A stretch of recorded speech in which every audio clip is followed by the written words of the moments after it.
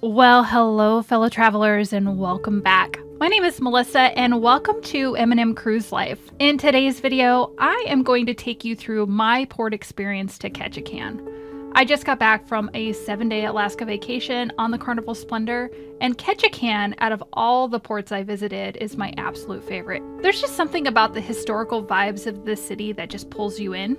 Now, Ketchikan is a small town. It has a population of 8,000 people, but there is no shortage of exciting tourist attractions to enjoy during your visit. There's bears and bald eagles, whales, and seals are just a few of the amazing forest and marine wildlife you can see on your journey.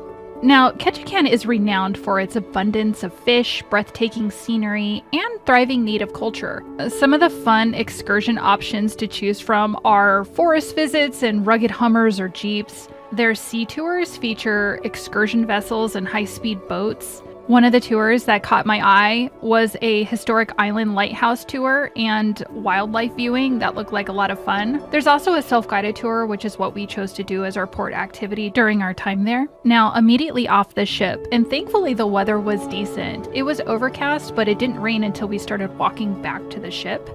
We had a single ramp to climb before it dropped us off at the excursion meeting points.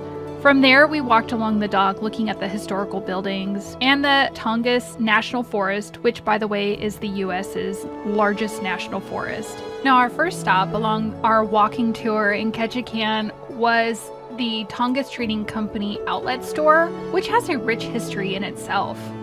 The company was founded in 1898 and supplied primarily gear, storage, and goods to miners and mining camps during the early 1900s, and halibut fishing fleets as well as logging camps in the mid-1900s. The company currently sells fishing gear, hardware, furniture, and clothing throughout Southeast Alaska, and their Ketchikan location is a popular stop for cruise ship passengers looking for souvenirs. Our next stop along our walking tour was to Sockeye Sam's, which is a specialty gift shop located on Pier 3.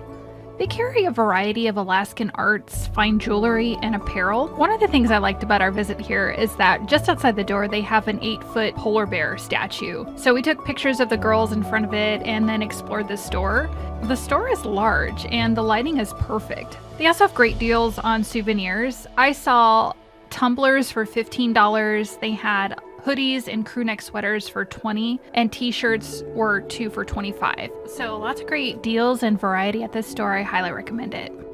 Another stop on our trip was the infamous Creek Street. Now, Creek Street is a boardwalk built on a slope alongside Ketchikan Creek.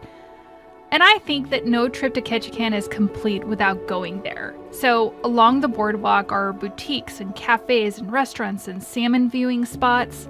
And Ketchikan is known to be the salmon capital of the world. And I just think this is a terrific place for outdoor lovers and like people visiting hoping to catch a glimpse of the well-known Salmon Run, which runs from mid-July to mid-September. Now, Creek Street was once Ketchikan's red light district up until the 1950s. Dolly's house brothel, now a museum, is next to the famed Creek Street boardwalk, and it's filled with antiques and historic photos, hidden treasures, and a video of Dolly Arthur, Creek Street's most infamous madam. You can stop by and check out this famous museum to remember the boardwalk during the period of 1900 to 1950s for only $5, which is a pretty good deal.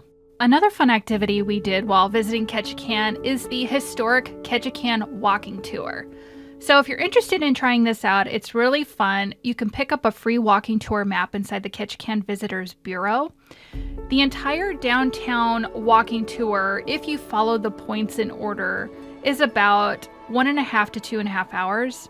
We unfortunately did not have enough time to visit each point of interest, so we stuck to the signs that outlined Mission Street and Creek Street. With the few signs that we were able to get to, we learned a lot about Ketchikan's Nob Hill, Front Street's historic buildings, and one of Ketchikan's most outstanding pioneer families, just to name a few.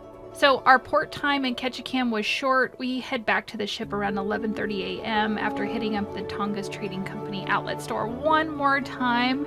Thankfully, it started to rain as we were walking back to the ship. So we had a really great time. The weather was decent.